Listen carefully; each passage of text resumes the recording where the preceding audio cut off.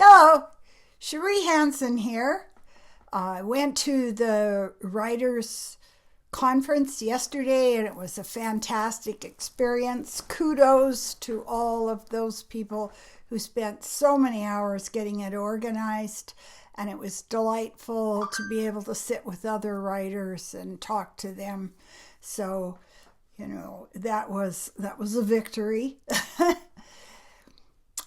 I don't know about you, but if somebody tells me to just relax, or if they tell me that the wisest thing to do in a situation is to surrender, that will get my back up and I'll start hissing. I have never liked hearing that. I have never liked when I am in a clenched fist mindset to have somebody say to me, just calm down. Because I see it as criticism. I see it as a way of somebody invalidating the truth of what I'm experiencing. In the past, I have been extremely immature about my own ability to deal with the emotions as they arose. I gave every emotion agency over me. I was in a place when I would think, well, I'm angry. That's a good thing. I should be angry. Or I feel depressed. That's a good thing. I should feel depressed. Or, the hatred, hatred would pop up. I hate that person because they're making me feel this. And as I've worked on myself over the years, and I keep getting this vision of my mother taking some tough piece of meat, something that should not go into a human body, and taking the side of a plate and making it into Swiss steak. And when I think about emotional growth, when I think about mindfulness practice, that is always the image that comes up to me. I can't help it. My mind works that way. It's just needs to be broken down. The tightness, the sinews, the, impenetrable toughness of the thing that you're experiencing needs to be broken down. And you are in a place where you have to consciously decide to retrain yourself. So, when I have been in places undergoing surgery, having to accept something somebody was telling me that I didn't want to accept, going to my default settings, which, put me at about 9 years of age, If you give me a chance, I'm going to slide back down that hill and become 9 or 10 years old. That's truth, right? No. That's a time when you lacked emotional intelligence. That is a time when you believed that you were without any protection in the world. That your safety, your happiness, your calmness depended on all the other people around you. And that is absolutely insane if you examine it, because they have found that if you're in a group of 5 people and they put one negative person into that group, it brings the whole group down to a negative brainwave level. It shuts down creativity. It shuts down problem solving. It shuts down optimism. So how do we deal with a negative person or with something that is coming at us that we didn't plan for, that gets us off balance.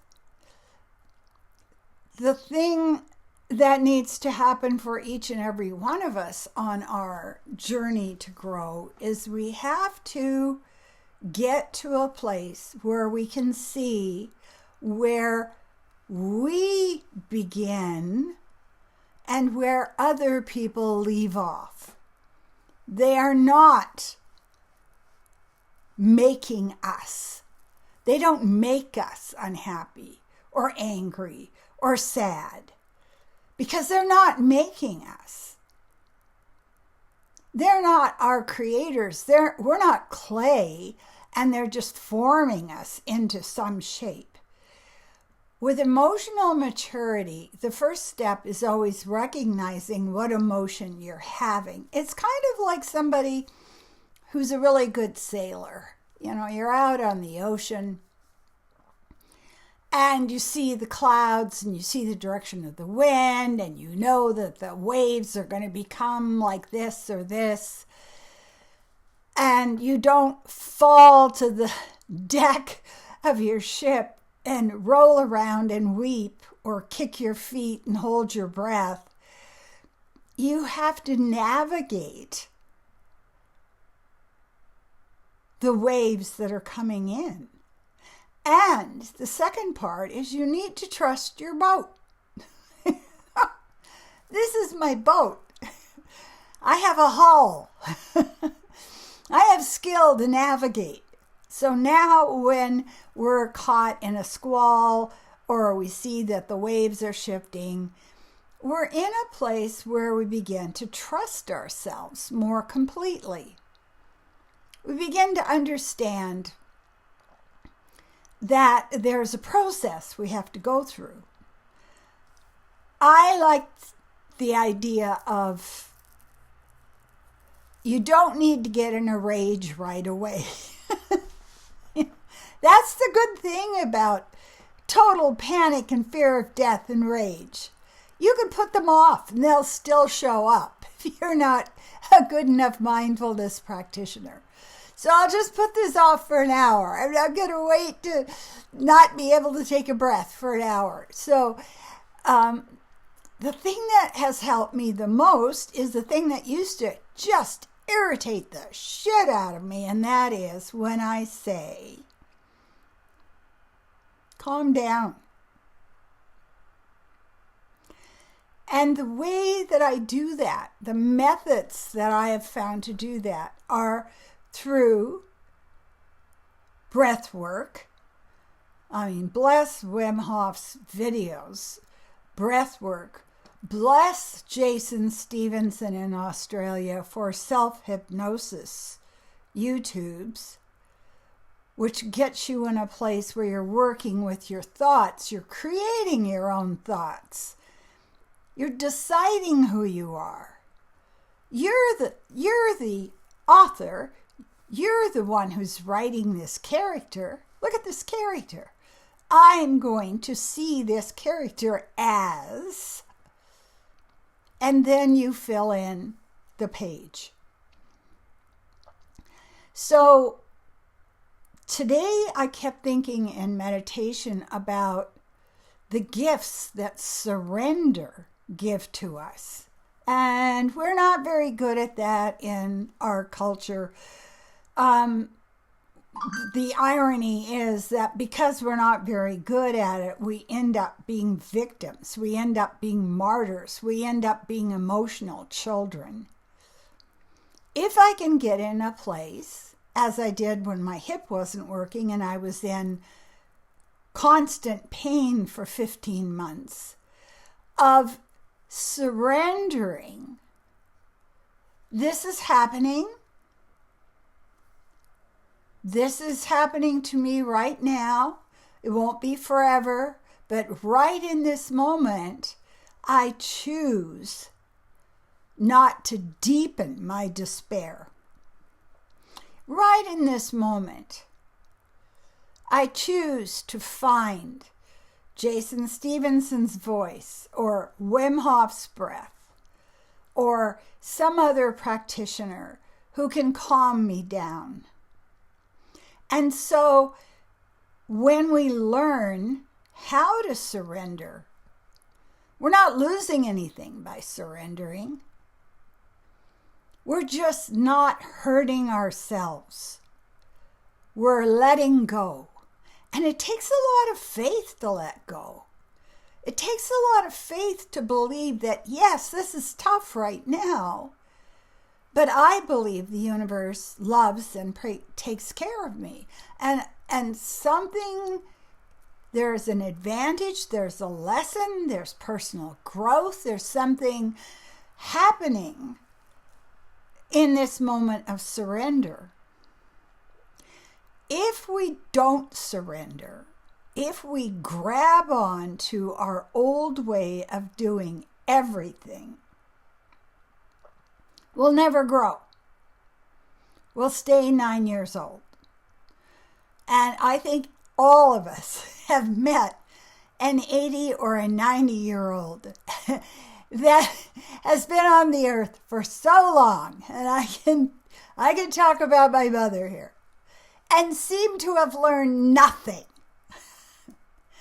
Seem to be in a place where her martyrdom, her victimization was so attractive to her that she held on with both of her hands and her teeth to this concept of herself instead of doing what Steven Soderbergh talked about, which is tear it down.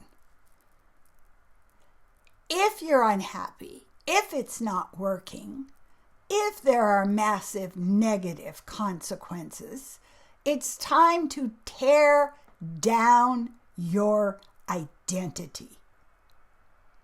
And I don't mean that by that you push yourself into something.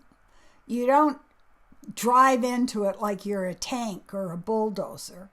Surrender is about just laying back, relaxing, and seeing what's coming to you.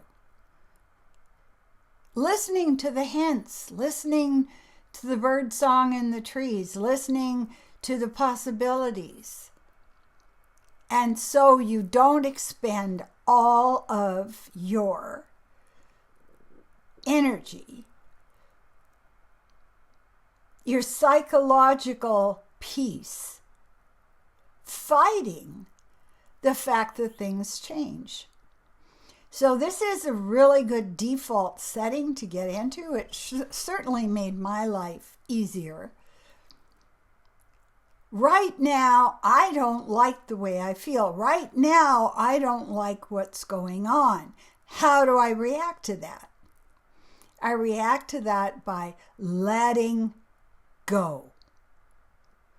I liken it so much to what happened when I got the new hip or when I got the implants in my jaw and all the rest of it is, you chose a good surgeon. You're going to go in there and you're just going to relax and let them do what they have to do. So the lesson will do what it has to do if you're not fighting it. If you just let go and trust that somehow through this process of living, of having these lessons come in one after another, it's like, good God, does this ever stop? No, it never does.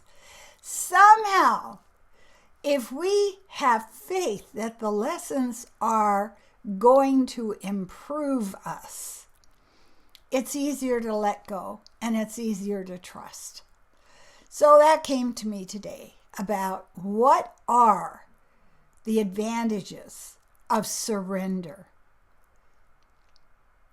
And there are multifaceted. And you won't know what gifts they bring until you get through it. Afterwards, you'll look back and you'll go, wow, I went through that with so much grace. with so much skill, with so much patience. And then you have more confidence in your ability as it grows. Mindfulness practice.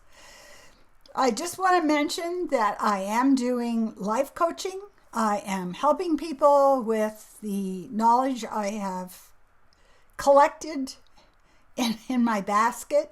Like it's like herbal medicine. I pick up everything and I just put it in a tincture and somehow it works. So get a hold of me. I can do a card reading or a psychic reading, and we can talk about how to grow your spirit so that you trust yourself just a hell of a lot more than you do now. It is a wonderful process, and you know when the lesson is coming in. You always know when the lesson is coming in when you hate it. That's your first clue. As my daughter says, I was in a rage. I'm going, yeah, I know that feeling. This you have to learn right now. And if you're not going to get away from it, it's going to keep coming back till you learn it. And thank you so much for watching my video. Thank you so much for your kind and supportive comments, for the thumbs up. Every bit of that helps get my message out there to more people, and people need it. People need to be in a place where they're not reacting the same way they did when they were 9 years old. They figured a few things out, and I can help you get there. And I want to say to you, as I always do, I so deeply appreciate you. Thank you.